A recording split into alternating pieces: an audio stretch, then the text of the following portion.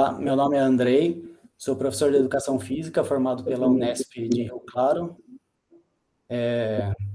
Unesp de Bauru, com mestrado e doutorado em Desenvolvimento Humano pela Unesp de Rio Claro. Minhas linhas de pesquisa são Fisiologia do Exercício e Bioenergética. Hoje, para vocês, eu vou apresentar uma palestra com o tema Treinamento com Oclusão no Exercício Resistido, a Fisiologia e a Bioenergética por trás da prática. Esse tema, eu estudei ele durante o mestrado, foi o meu tema de tese, então eu vou apresentar um pouco para vocês o que tem de mais atual na literatura sobre esse tipo de treinamento, que apesar de ser bem antigo, ele está sendo estudado só recentemente. Para começar, precisamos introduzir o que é o treinamento resistido e assim defini-lo. O treinamento resistido ele pode ser caracterizado como um conjunto de ações dinâmicas em segmentos musculares que visam desenvolver ou manter as qualidades físicas relacionadas com as estruturas musculoesqueléticas e articulares. Contudo, hoje a gente sabe que não serve somente o treinamento resistido para trabalhar as questões musculares e articulares.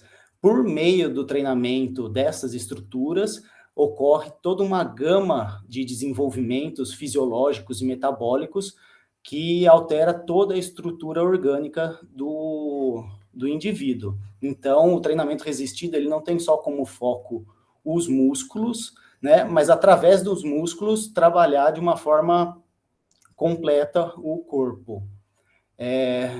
Por meio disso, e através das comprovações científicas, já ficou bem estabelecido que o treinamento resistido ele é uma intervenção viável para melhora de respostas metabólicas associadas a inúmeras variáveis fisiológicas, como lactato, oxigênio, o consumo de oxigênio, gasto energético, assim como promove alterações morfológicas no corpo dos indivíduos que praticam. Dentre as inúmeras respostas que observamos no treinamento, através do treinamento resistido, temos as respostas cardiovasculares, né, que de forma aguda observamos o aumento da frequência cardíaca, aumento da pressão arterial e aumento do débito cardíaco. Assim como respostas metabólicas, como eu já havia falado, aumento da concentração de lactato, aumento do consumo de VO2 durante a atividade, e também o consumo energético, né? Podendo variar, isso depende muito, né, da quantidade de exercícios, quantidade de séries, mas varia o que tem se mostrado nos estudos, algo em torno de 64 a 340 quilocalorias por sessão de treinamento resistido. Então, se mostrando também uma forma de atividade física viável para a manutenção do peso corporal ou para redução de gordura. O treinamento resistido ele tem sido recomendado pelas associações de saúde, como a American College, a Associação Americana de Cardiologia, como um programa necessário dentro de um programa de atividades físicas, como uma forma terapêutica importante para a melhora da qualidade de vida. Isso porque ele melhora a força, né, as capacidades físicas, como aumento de força, aumento de potência, aumento de resistência muscular. Claro que tudo isso de acordo com o objetivo e o treinamento aplicado, né? Assim como as mudanças na composição corporal, diminuindo a porcentagem de gordura e aumentando a porcentagem de massa magra. Isso decorrente dos aumentos, né, de níveis de testosterona, GH e o próprio gasto energético promovido pela atividade. De forma geral, o Colégio Americano e as associações de saúde recomendam, de forma de atividade física geral, por semana, de 250 a 300 minutos de intensidade moderada, o que corresponde a entre 40% e 60% do VO2 máximo. O exercício resistido, em média, fica dentro dessa faixa, fica em torno de 40% a 50% do VO2 pico. Então, ele entraria dentro dessa categoria, se você conseguir colocar ele por 300 minutos na semana. Ou 150 minutos de atividade vigorosa, que é acima de 60% do VO2 pico, o que já é difícil obter com o treinamento de musculação. Mas isso daí, essas recomendações de atividade física, é para ser uma somatória na semana, né? Pode ser tanto os 300 minutos de moderada, ou 150 de vigorosa, ou uma associação das duas.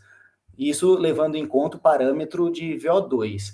Com relação especificamente à quantidade de treinamento resistido, né, de musculação, o que é preconizado é pelo menos 2 vezes na semana, e nessas 2 vezes, ter de 8 a 10 exercícios, o que corresponde a um exercício pelo menos para cada grupo muscular, com pelo menos uma série de cada um desses exercícios, com 8 a 12 repetições, o que se enquadraria dentro de uma porcentagem de peso equivalente a um treinamento de hipertrofia. Contudo, nem todas as populações ou pessoas conseguem manter esse nível de atividade, tanto o mínimo recomendado, né, em questão de minutos ou intensidade, quanto a questão de carga, né, para fazer esses de 8 a 12 repetições, ou por questões musculares, ou questões de idade, ou alguma comorbidade.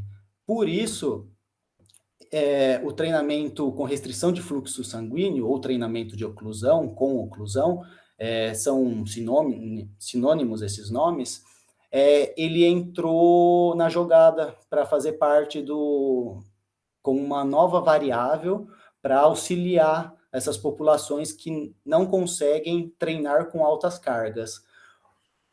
Inicialmente ele foi chamado treinamento Katsu, ele ainda é chamado, mas hoje, cientificamente, ele mudou-se o nome para treinamento com restrição, ou treinamento de restrição de fluxo sanguíneo.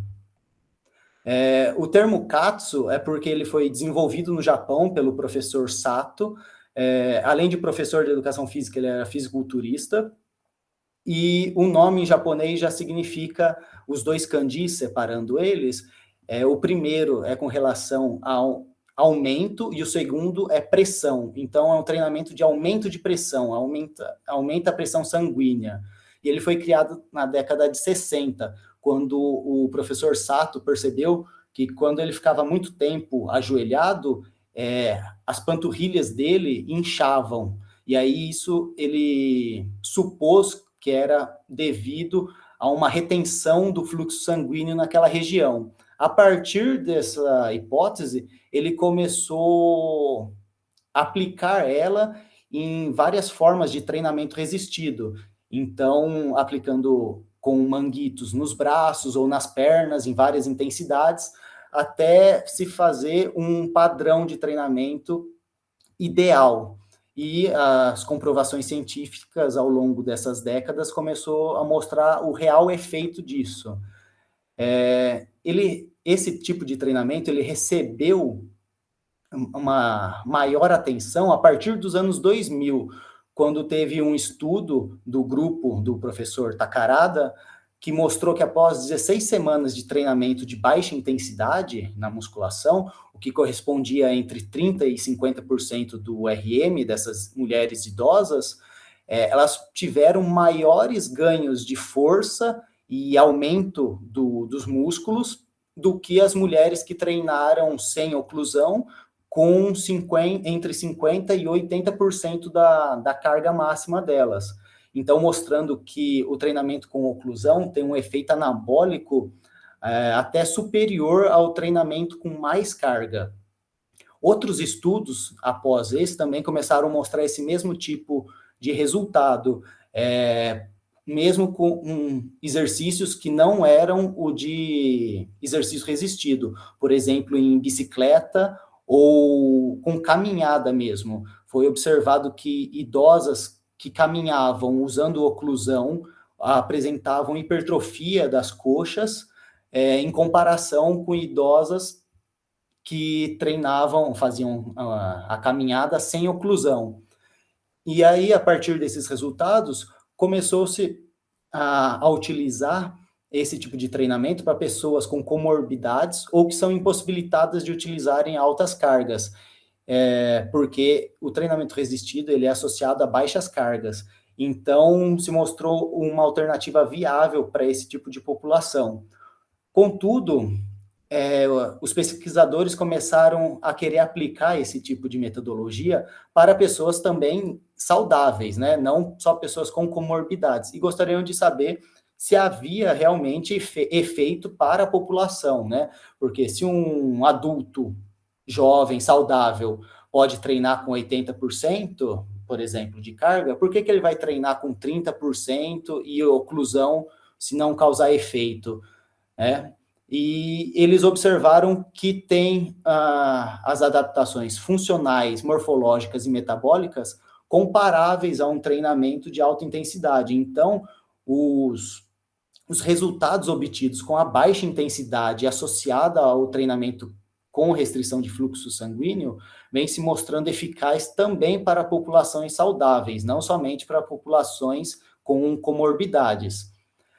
As formas de fazer essa oclusão são inúmeras possíveis. Cada estudo apresenta uma forma diferente, né? Podendo ser até de uma oclusão parcial. O mínimo exigido é 30 milímetros de mercúrio, abaixo disso não ocorre oclusão nenhuma no músculo, né? Então precisa ter um mínimo de oclusão para gerar algum efeito, até estudos que fazem uma oclusão total do fluxo sanguíneo, que chega a 250 milímetros de mercúrio, o tamanho, né, a magnitude da pressão do manguito no membro.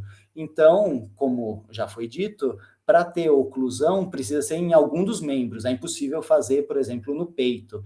Então, o treinamento com restrição, ele é feito com manguitos nos braços ou nas pernas. Quando vai fazer exercícios para membros superiores, se utiliza os manguitos nos braços, e quando vai fazer exercícios para membros inferiores, se utiliza nas pernas. Não faria sentido nenhum utilizar na perna e fazer um exercício de supino, por exemplo, né? E essa oclusão dos músculos, ela pode ser contínua ou intermitente. O que quer dizer isso? Contínua, ao longo do treino inteiro, mantém-se a mesma oclusão, ou intermitente, que é que há uma retirada dessa oclusão, então se desinfla o manguito e faz ocorrer o refluxo sanguíneo no músculo, nos períodos de pausa, normalmente é entre as pausas de um exercício para o outro, então dentro do mesmo exercício, por exemplo, se tem 3 ou 4 séries, no repouso entre as séries se mantém o manguito insuflado, então ainda se mantém a restrição, porém, quando vai se mudar de exercício, aí tira o manguito, faz ter um refluxo sanguíneo, e aí coloca novamente a restrição, quando vai começar o próximo exercício. Obviamente que, por ter essas diferentes formas de realizar, tem diferentes resultados também. Os protocolos que utilizam uma restrição intermitente têm se mostrado mais fáceis de realizar e com uma menor percepção subjetiva de esforço do que os protocolos com uma restrição contínua. O que isso quer dizer? A restrição contínua é mais difícil, as pessoas sentem maior dificuldade em realizar um treinamento quando não há essa retirada do manguito entre os exercícios. E também chegou-se a um padrão de treinamento mínimo para a utilização desses protocolos. O que se tem visto é, pelo menos, para cada exercício que for ocorrer, né, de 3 a 5 séries, de 15 a 30 repetições por série, 20 a 50% de um RM, e o intervalo curto, de 30 a 60 segundos, porque como é exercício de baixa intensidade, devido à baixa carga, é possível retomar uma próxima série com um intervalo menor desse. Então, os parâmetros gerais, essas variáveis, né, de série, repetição, porcentagem, não é muito diferente do que seria preconizado para um treinamento de resistência muscular. Só que, no caso, esse treinamento é com a restrição de fluxo sanguíneo. E ele vem se mostrando altamente eficaz para melhora de força, ganho de massa muscular, além de outras variáveis que eu vou falar ao longo da apresentação. E também, o mais importante, muitas pessoas acreditam que, apesar de ter, pela restrição que se tem, pode ter algum risco maior de lesão ou risco cardíaco na execução dessa técnica. E nenhum estudo comprovou até o momento que há isso. Pelo contrário, eles têm se mostrado que o treinamento com restrição de fluxo sanguíneo não promove maiores riscos do que um treinamento tradicional de musculação. Contudo, só tem que tomar cuidado, pois o treinamento com oclusão, ele tem que ser associado a baixa intensidade, né? Então, com baixas cargas, comparado com a porcentagem de RM. Pois, quando se associa duas variáveis de intensidade, que seria a restrição de fluxo mais a carga elevada, pode-se ocorrer o efeito chamado rabdomiólise por esforço. O que seria isso? A rabdomiólise é quando há um rompimento de grandes porções de fibras musculares devido a um estresse mecânico da região, e essas grandes porções de músculo rompido pode cair e cai na corrente sanguínea, levando a inúmeros riscos, entre eles, junto com o músculo também se quebra várias estruturas celulares associadas à retenção de substratos.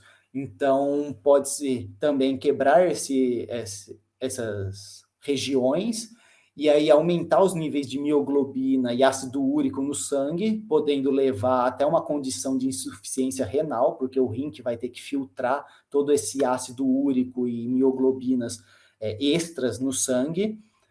Também fragmentos muito grandes de músculo pode ocluir veias, então causando embolias, AVC se parar numa veia no cérebro. Então, extremamente perigoso associar altas intensidades com a restrição de fluxo. E o outro também, mais fatal ainda, é a liberação excessiva de íons potássios que estão presos dentro das células musculares, caindo isso na corrente sanguínea, podendo levar a um desequilíbrio iônico. E esse desequilíbrio pode levar a uma potencial perturbação cardíaca, podendo ser fatal. Há casos onde alguns treinadores fizeram essa associação de treino de alta intensidade com a restrição de fluxo sanguíneo em alguns esportes.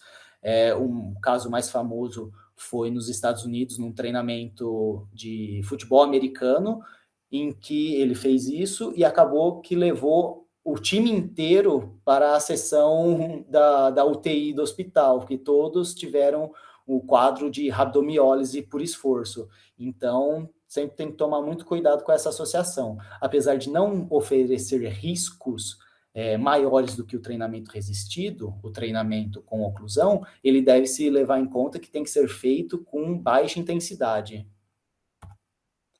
Quando se compara o treinamento resistido de baixa intensidade sem oclusão com o treinamento resistido de baixa intensidade com oclusão, a gente vê as respostas tanto cardíacas quanto metabólicas mais aumentadas no treinamento com oclusão. O que isso quer dizer? Que comparando dois treinamentos de baixa intensidade, um com oclusão e um sem oclusão, o com oclusão oferece maiores ganhos do que o treinamento sem oclusão. E aí, em todas essas variáveis que eu estou apresentando, frequência cardíaca, pressão arterial, débito cardíaco, aumento de lactato, VO2 e EPOC. Agora eu vou explicar o porquê desse aumento dessas variáveis, né? Não adianta só saber que aumenta, mas não saber o metabolismo ou a cadeia de eventos que leva a esse aumento. Com relação à parte energética, vai ser mais específica por causa da palestra. Com relação à parte energética láctica, então o porquê que aumenta o lactato, o efeito, né, de utilizar a restrição de fluxo? Primeiro, por causa da compressão externa causada no músculo pelo manguito, há uma redução da oferta de O2 intramuscular. É mais difícil chegar oxigênio no músculo para realizar a atividade, porque tem um manguito lá pressionando as veias e artérias e fechando um pouco parcialmente ou completamente, vai depender do tanto de pressão que se coloca, o fluxo sanguíneo para aquela região. Essa diminuição da oferta de O2 intramuscular faz com que há um aumento do recrutamento dos neurônios aferentes do grupo 3 e 4. O que isso quer dizer? Esses neurônios, eles respondem a essa menor oferta de O2 e eles trabalham para vasodilatar, eles trabalham em duas frentes. A primeira é de vasodilatar os músculos e assim promover o maior fluxo sanguíneo e tentar otimizar a movimentação, assim como ele aumenta o recrutamento de fibras tipo 2. As fibras de tipo 2 são as fibras de contração rápida, anabólicas. Então, toda essa associação faz com que haja uma produção maior de metabólitos, o lactato, e eles ficam represados no músculo que está ocluído. Então, há um aumento assim constante do acúmulo de lactato. Com relação ao aumento do VO2, essa foi uma pergunta que algumas pessoas sempre trazem, mas se está ocluindo o músculo, como que aumenta o consumo de oxigênio também? Por quê?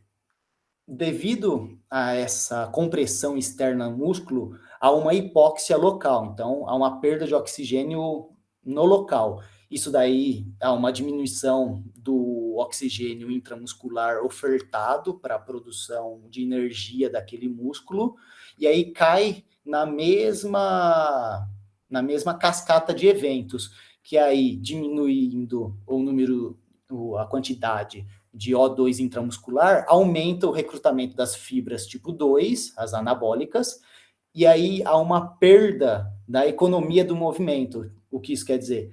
É mais difícil realizar o movimento. E aí, por isso, por ser mais difícil realizar o movimento, há uma necessidade de maior fluxo de oxigênio para dentro do músculo. Então, aumenta a frequência cardíaca, aumenta a absorção de O2 externo para interno, né, para a parte intramuscular. Então, esse aumento do fluxo de O2 aumenta o VO2 de forma aguda. A longo prazo, promovendo um efeito crônico. O que isso quer dizer? Que promove um aumento do crescimento endotelial, então aumenta esse fator, que é uma proteína, para criar mais veias no músculo, aumenta a capacidade oxidativa, porque você está fazendo o músculo trabalhar para absorver mais O2, e aumenta a angiogênese, que é aumentar a quantidade de vasos no músculo. Então, acaba que vira isso um ciclo, né? Aumenta o VO2, o consumo, de forma aguda, e a longo prazo isso se mantém pelo fato de aumentar a vascularização da região e a eficácia na absorção e utilização de oxigênio. E por último também, a via de EPOC, ela é aumentada. Para quem não sabe, o EPOC é o consumo de oxigênio pós-exercício, então há uma curva, né, aumentada de consumo de oxigênio quando acaba o exercício, pois quando acaba, você não volta para valores basais de forma imediata, há uma demora para a queda do consumo. E exercícios que têm uma maior intensidade, que geram um maior pico de O2, há uma demora nessa volta aos valores de repouso, o que é bom, porque valores aumentados de oxigênio, o consumo de oxigênio aumentado ao longo do tempo, faz com que você tenha maior gasto energético ao longo do tempo. Então, ajuda para redução de peso e gastos energéticos, aumento do gasto energético. E aqui, então, está a explicação do porquê do aumento do EPOC, desse consumo pós-exercício de oxigênio. Devido à hipóxia tecidual, conforme já tinha explicado no consumo de O2, aumenta a produção de lactato, o déficit de O2, e isso aumenta a intensidade do exercício. E um dos fatores que faz com que aumente o tempo desse EPOC e a magnitude dele é a intensidade. Então, a oclusão, o treinamento com oclusão, ele é uma ótima variável para aumento de intensidade, e isso promove esses ganhos. Quando se compara o treinamento de alta intensidade agora com o treinamento de alta intensidade tradicional, então sem a restrição, com o treinamento de baixa intensidade com restrição, quais são os efeitos e quais são as comparações que a literatura já apresenta? Com relação às respostas cardiovasculares, para a frequência cardíaca e duplo produto, tem-se visto que o treinamento tradicional ele apresenta maiores valores ou iguais, dependendo da quantidade de exercícios. Quando é um exercício só comparado entre um treino e o outro, a frequência cardíaca e o duplo produto, eles são maiores. Contudo, quando se tem dois exercícios, uma sequência de dois exercícios, então as respostas são idênticas. Então, não sendo diferente um treinamento de baixa intensidade com restrição e um treinamento de alta intensidade sem restrição. Com relação à pressão arterial, em um ou dois exercícios, não há diferença alguma. A elevação da pressão arterial, não há diferença estatística entre os dois tipos de protocolo. Contudo, quando se tem mais do que dois exercícios, e a literatura tem mostrado entre 4 e 8 exercícios, o treinamento tradicional ele tem maiores elevações da pressão arterial do que o treinamento de baixa intensidade com restrição, o que mostra que o treinamento com restrição ele é mais seguro para pessoas com problemas de pressão, hipertensos, né, do que o treinamento tradicional sem oclusão. E com relação às respostas fisiológicas, com relação ao lactato, os protocolos têm se mostrado idênticos à elevação de lactato nos dois formatos. Então, tanto o treinamento com oclusão quanto o sem oclusão de alta intensidade promovem a mesma elevação de lactato. Com relação ao VO2 e ao EPOC, temos um efeito similar, porque esse é o problema, como é um tópico de estudos muito recente, até o momento só tem um estudo que fez a análise dessas variáveis de oxigênio, pois não é muito comum no treinamento resistido fazer análise ventilatória, né? Normalmente é mais comum ser feito uma análise lactacidêmica do que a análise ventilatória.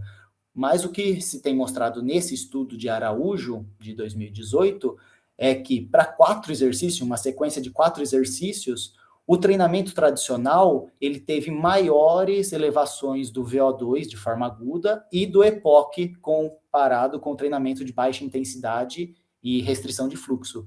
Contudo, apesar de ser maior, essa diferença, ela não é proporcional ao volume. Depois eu vou explicar, porque eu vou mostrar o trabalho desse autor, que é nesse slide.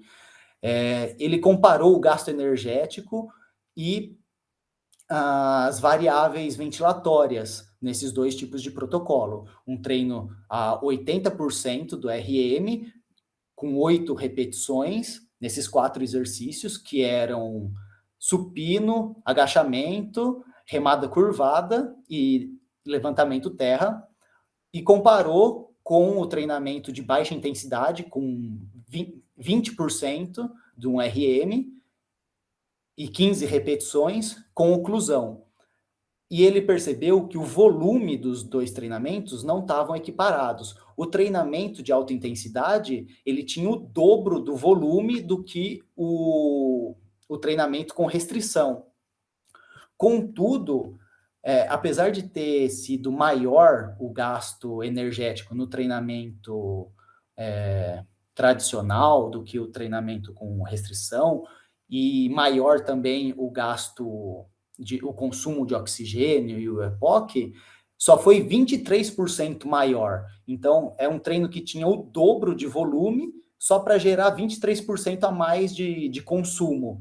Então, foi comprovado, e eles chegaram à conclusão, que a restrição de fluxo sanguíneo, ela aumenta a demanda energética, né, através do aumento da intensidade. Então, ela atenua a diferença entre os protocolos, né, um protocolo de alta intensidade de cargas, né, altas, com um protocolo de baixa intensidade.